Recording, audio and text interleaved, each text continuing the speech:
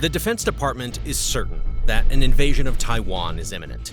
Whether it be in 2025 or 2027, all signs point towards a CCP attack to reunify Taiwan with the mainland. In fact, the CCP has been building replicas of Taiwanese cities for soldiers to practice an invasion. On the other hand, the US and allies also have their own plan in place when an attack happens. But often overlooked in all this news is how Taiwan will react. Now, no one really believes that Taiwan would just be a mute spectator in all of this, right? Obviously not. Experts say that Taiwan could do even nastier things with China. So nasty that it would affect 400 million Chinese within no time. So, in today's video, let's go over what China's possible plan is to quickly take over Taiwan, and how Taiwan plans to retaliate when an invasion does come. Starting with the fact that China has already upped their aggression towards Taiwan. According to military experts, China is waging something called gray zone warfare against Taiwan. China has been using this strategy not only with Taiwan, but with every other country in the South China Sea, and almost all of its neighbors. In fact, the strategy turned out to be such a massive success that China literally snatched many regions and islands of multiple countries without firing a single bullet. For example, in 2012, China snatched control of Scarborough Shoal Atoll from the Philippines. China even tried to snatch the Whiteson Reef, a Yungan Shoal Reef, and multiple other islands too. And it didn't stop here. From 2013 to 2015, China built artificial islands and even built military installations on 7 coral reefs it has illegally occupied in the Spratly Islands in the South China Sea. Considering the success of gray zone warfare, China has doubled down on the strategy, using it not only in the South China Sea, but also with countries it shares land borders with. But what exactly is gray zone warfare? Why did it turn out to be such a massive success? And why does China think this is the easiest way to invade Taiwan? For that, let's look at the map. Most people know this map of Taiwan, but in reality, Taiwan is a lot bigger than this. There are multiple islands that are part of Taiwan.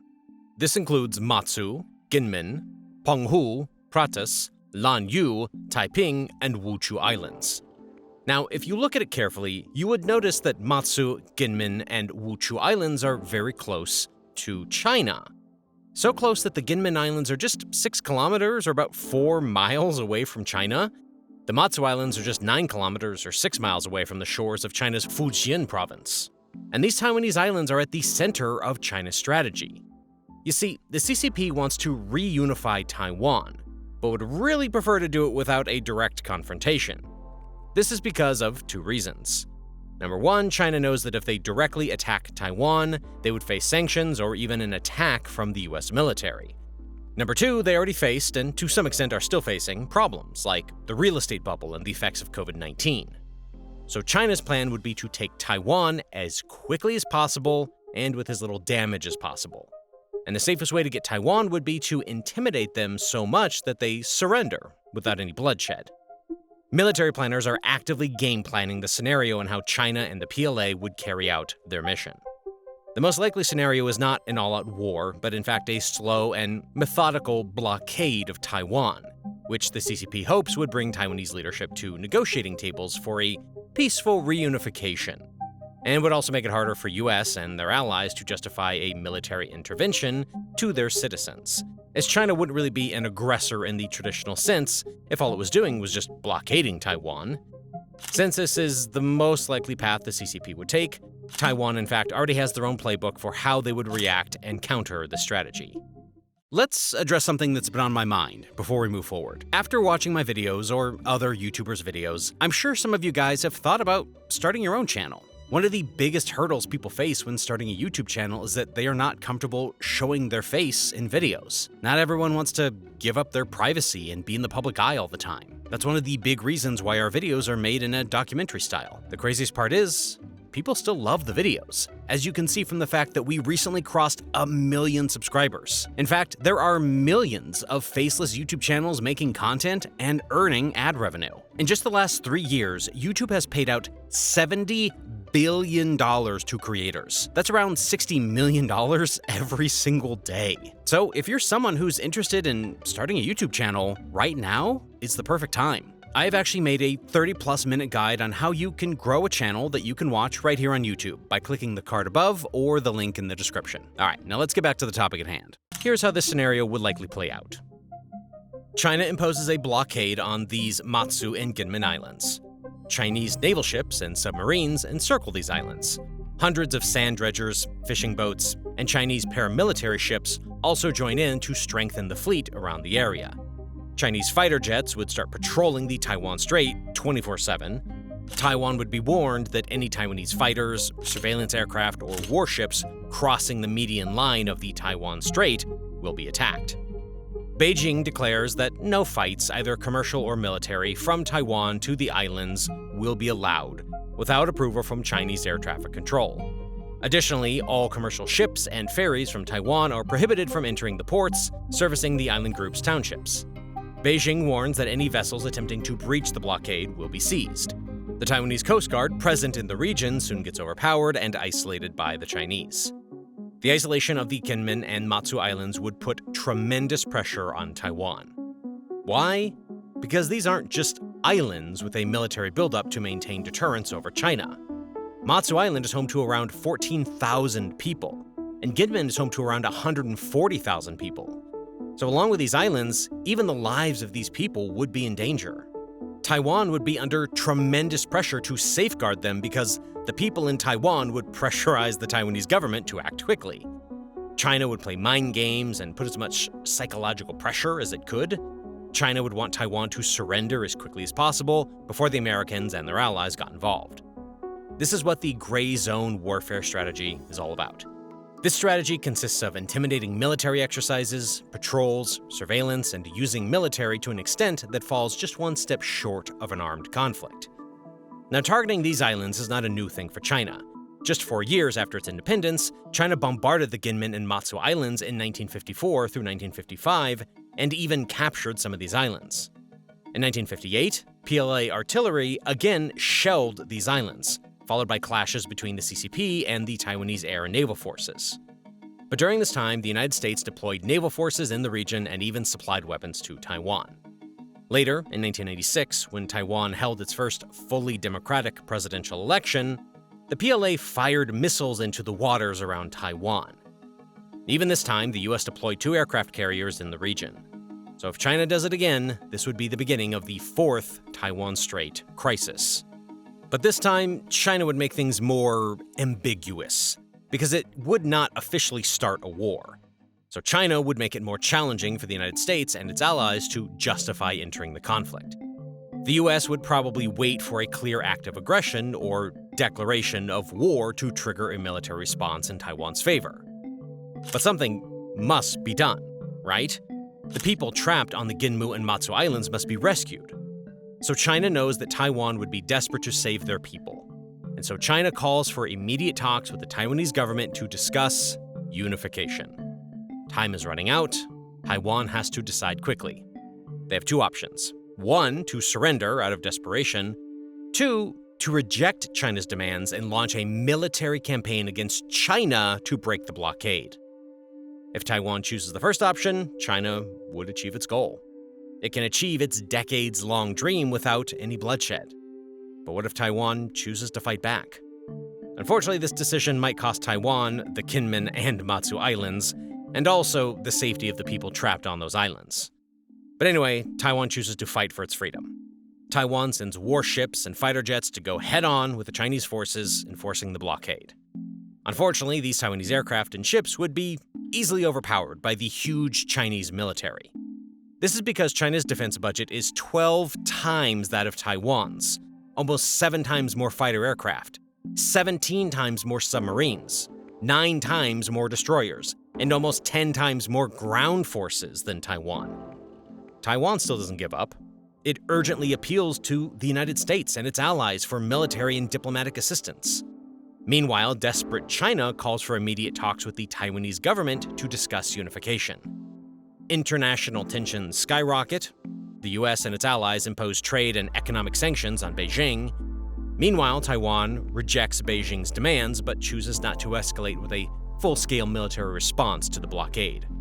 It also requests military supplies and weapons from the United States. But the CCP is getting desperate to end this quickly.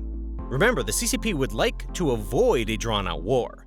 It fears that neighbors like India and the Philippines may use this situation as an opportunity to take back the controls on the areas the CCP has taken over. Worse yet, it also fears that if sanctions hurt the Chinese people too much, they may forget about Taiwan reunification and instead turn against the government. That's why the CCP wants to force Taiwan's hand, and to do that, the PLA starts attacking the army headquarters, barracks, defensive positions, and key infrastructure targets present on these islands. But stubborn Taiwan refuses to give up against the mighty China. Now, because of these direct attacks, Taiwanese allies are sending in more direct support. The CCP warns the American and Japanese naval forces on their way to Taiwan not to intervene. Anyway, they ignore this warning and head to Taiwan, but before the United States and its allies could respond to Taiwan's desperate pleas, Taiwan had to handle the situation.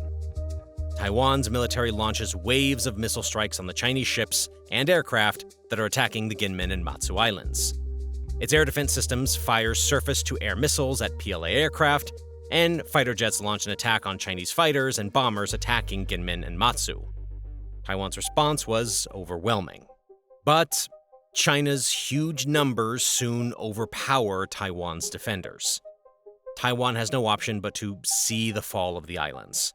The CCP also warns the American and Japanese naval forces on their way to Taiwan not to intervene. China predicts that US and its allies will not risk major war over such a small territory. This turns out to be true when US and Japanese ships and aircraft avoided attacks on Chinese forces. But at the same time, the US starts deploying more air, naval, and ground forces in Asia. It starts delivering cutting-edge arms and ammunition to Taiwan like F-16 fighters, long-range anti-ship missiles, tanks, smart mines, and attack helicopters. Meanwhile, on the diplomatic front, the US begins a global diplomatic campaign to impose trade sanctions on China. As things become more desperate, China puts more pressure on Taiwan to engage in talks regarding unification. But as always, Taiwan declines any such offers. This is why China escalates this conflict to level 2, the customs quarantine. China understands it's running out of time. Either it has to capture mainland Taiwan now, if it can't, it has to face strong resistance from the US, its allies, and a militarily stronger Taiwan later. Because China clearly sees that the US has stepped up the delivery of weapons to Taiwan, and it has also sent military advisors to assist Taiwan. Meanwhile, Japan starts to deploy army and navy units to southern islands and the Japanese archipelago to prepare for amphibious landing. Amphibious landing is basically a coordinated military operation involving land, sea, and air forces working together. So China understands that if this continues, it would be extremely difficult to capture Taiwan. So China now has to plan to starve Taiwan. China uses its huge naval fleet to surround Taiwan from all sides. This technically puts Taiwan in a quarantine to prevent its interaction with its allies. On top of that, China announces the creation of an ADIZ, or Air Defense Identification Zone. It is basically an area extending beyond Taiwan's airspace where incoming flights are required to identify themselves to air traffic controllers. So from now, PLA fighters and air defense systems will make sure that no aircraft will enter Taiwan without their permission. Military forces from any country will be warned that they will come under attack if they attempt to approach Taiwan. Taiwan has lost control over its airspace. On the diplomatic front, the CCP demands that no country should interfere, asserting that this is China's internal issue. The Chinese authorities mandate that all airlines and shipping companies must obtain Beijing's official approval to enter or leave Taiwan's airspace or ports. The ships now heading towards Taiwan are stopped and searched for ammunition, or any material or technology that would contribute to Taiwan's defenses. China only allows essential food and energy supplies through the cordon. This intimidating move again gives Xi Jinping and other Chinese authorities a chance to pressurize Taiwan. They ask Taiwan to either agree for unification talks or face repercussions. Because they know one thing for sure is that they have to get things done before the US starts making its moves again. Taiwan is dying. Surrendering before China seems to be the only logical move for Taiwan. But the same Taiwan who's been defending itself from the dragon for decades chooses to, again, stand up against the bully. It decides to fight back, no matter what the consequences are. It unleashes warships and fighter jets to shatter the blockade. It launches missile strikes on Chinese warcrafts and aircraft around Taiwan. Chinese forces start suffering the wrath of Taiwanese forces. The Taiwanese resistance weakens the Chinese blockades. But Taiwan is soon overpowered by China's mammoth firepower. The frequent attempts at resistance anger China, prompting it to impose even harsher conditions on the entry of essentials and tighten the blockade. The sudden halt to all imports and exports worsens the situation for Taiwan. While the United States and its allies decide how to respond and prepare for the same, Taiwan starts facing shortages of essential supplies, particularly energy. So China again decides to take advantage of Taiwan's vulnerability. It says, "We will allow essential supplies to enter Taiwan, but only on one condition. The condition to agree to immediate talks on unification." As always, Taiwan denies it. This time the situation is different. China has something that can literally paralyze Taiwan. No, it's not food or energy. You see, as of 2020, around 98% of the energy consumed in Taiwan was imported, the majority of which consisted of either coal, crude oil, or petroleum products. These imports came from the Middle East, Australia, Indonesia, and Russia. So it's game over for Taiwan, right? Its allies still far away from it, and its energy supplies are blocked. So has China achieved its dream of unification?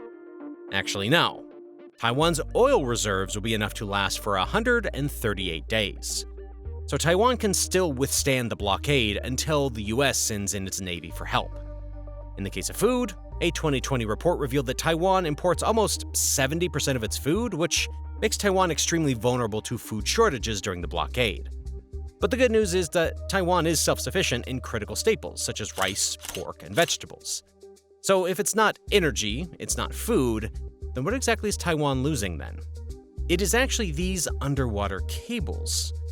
You see, 99% of all intercontinental internet traffic is transmitted via these submarine cables. Even Taiwan relies on submarine cables for 95% of its data and voice traffic, connecting the island to the rest of the world. So these cables are the backbone of the internet. But now the Chinese would wreak havoc on the island without firing a single missile. The Chinese will just cut off these cables, and will completely disrupt the communication of Taiwan and, more importantly, the communication of the Taiwanese military. But could this really work for China? Or will Taiwan find a way even to deal with this situation? Let's trace back to an event in 2006. On the 26th of December in 2006, a magnitude 7.0 earthquake off southern Taiwan shook the entire world. This incident caught the world's attention not only because of the human tragedy, but also because of the impact of natural hazards on the submarine cable network. This is because the earthquake resulted in the breaking of 9 fiber optic submarine cables. The results became a case study for the entire world. Southeast Asia's regional and global telecommunications links were severely disrupted. Telephone calls were affected, and the internet and data traffic related to commerce and the financial markets got disrupted. Just these 9 cables resulted in this disruption of international communications for up to 7 weeks. So if 9 cables can cause this much chaos, imagine the impact if China cuts all 14 subsea cables Taiwan currently has. Although it can manage communications via satellite, the majority of Taiwan, especially civilians, would be severely affected. In all this chaos, if Taiwan surrenders, it's all over for it. But if it withstands the blockade for a few more days, it's almost game over for China, because it's time for the US and Japan to make some moves. China obviously won't like this, and this is where China would make a move that would take this conflict to level 3. China deploys more PLA warships and fighter jets to block US and Japanese forces from approaching Taiwan. Things finally start changing for Taiwan. With the confidence of support from the US and its allies, Taiwan launches air and missile strikes on PLA warships and paramilitary vessels. The United States and its allies deploy powerful surface warships and submarines around Taiwan to break the blockade. US bombers are deployed to Guam and Australian military bases to boost firepower. These bombers, carrying huge payloads of long-range anti-ship missiles, inflict significant damage on the Chinese naval fleet. US and Japanese submarines and ships start attacking PLA warships, enforcing Taiwan's blockade. This support from US and Japanese forces boosts Taiwan's confidence to a huge extent. But what if? You see, the faith in Taiwan was restored after it got external help. As we saw, there were a lot of instances where Taiwan tried to resist the Chinese military invasion. But every time it did so, it got outnumbered by the Chinese. So even if Taiwan had launched a full-fledged attack on China with all its forces, every soldier, every weapon it has, it would still have had very little chance of defeating the mighty dragon. But history has proven that every powerful enemy can be defeated because of their weaknesses. The question is, what is China's weakness? And how could Taiwan have brought China to its knees with just a few missile strikes? Remember we mentioned a strategy that would affect 400 million Chinese in no time? So what exactly is that weak point? And how would Taiwan have carried out the attack? To find out, we need to go 750 miles, or about 1,200 kilometers from Taiwan, to the mammoth infrastructure known as the Three Gorges Dam. This is the largest dam in the world, and can store almost 40 billion cubic meters of water. To put that into perspective, that is enough water to fill about 16 million Olympic-sized swimming pools. This is where Taiwan's plan comes into play. Taiwan can destroy this dam with missiles or bombs. In fact, this is not even a new idea. Since the early 1990s, there has been much debate in Taiwan about the idea of destroying the Three Gorges Dam. A strategist even claimed that just 2 missiles are enough to blow up the Three Gorges Dam. But the question is, does blowing up the dam really work? On the 17th of May, 1943, during World War II, the Royal Air Force conducted an operation known as Operation Chastise. Under this mission, the RAF bombed 3 main dams in Germany's Ruhr Valley. This was an important region, since it was Germany's industrial heartland and an important place that had multiple armament factories. The destruction of these dams resulted in a huge morale boost for the RAF. These broken dams flooded a 40-mile or 65-kilometer stretch of the nearby area, resulting in the loss of 53 German aircrew and the drowning of an estimated 1,300 people. In the case of Taiwan, this is how the attack would look. Taiwan has 2 options. Firstly, it can use its fighter jets to target the dam. The second option is that it can directly fire surface-to-surface missiles to destroy the dam. Taiwan is most likely to use the second option. Why? Because there are very high chances that the jets that enter Chinese territory would either be shot down by China's air defense systems or face Chinese jets. So Taiwan would lose its pilots, its jets, and could also fail in its mission to blow up the dam. In the second case, it can use its medium-range missiles. But as we saw, the distance between Taiwan and the dam is around 750 miles or 1,200 kilometers. So does Taiwan even have such a long-range missile in its arsenal? Turns out that Taiwan has the Yunfeng supersonic land attack cruise missile with a range of about 750 miles or 1,200 kilometers. Now, I don't know whether it is purely a coincidence or not, but that's what it is. In fact, the range in its improved variant is even estimated to be around 125 miles or 2,000 kilometers. But what increases the chances of success of this operation is not the extended range, but the speed of the missile.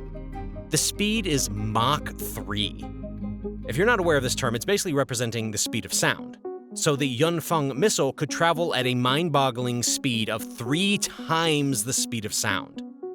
If we calculate the time required to reach the dam, it comes out to be just 19 minutes and 42 seconds.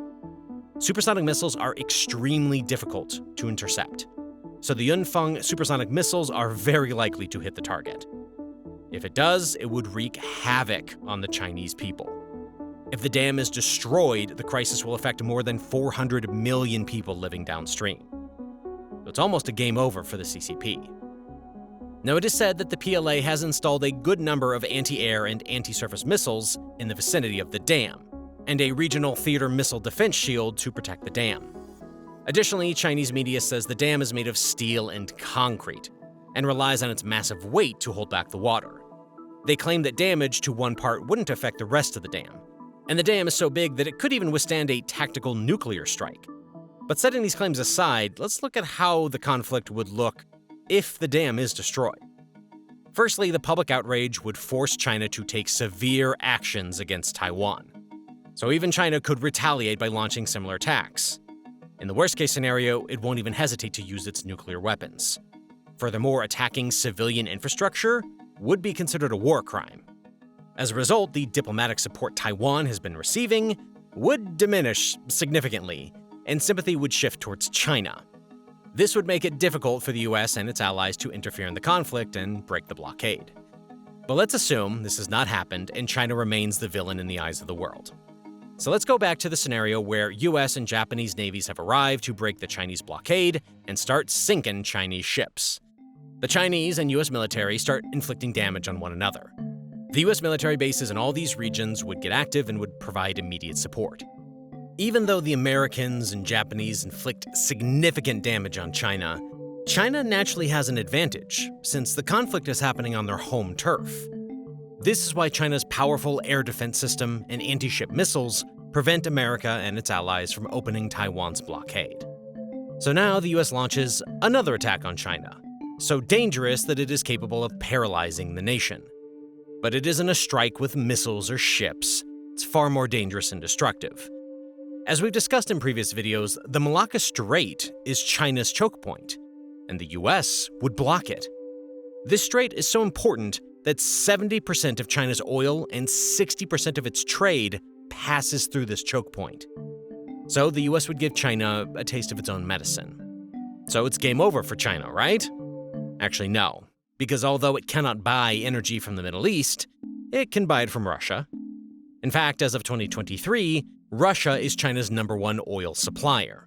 So while China could have protected its energy supplies to some extent, its trade would certainly get devastated. China is frustrated. The best option is to back off, but Xi's ego won't allow it to do so.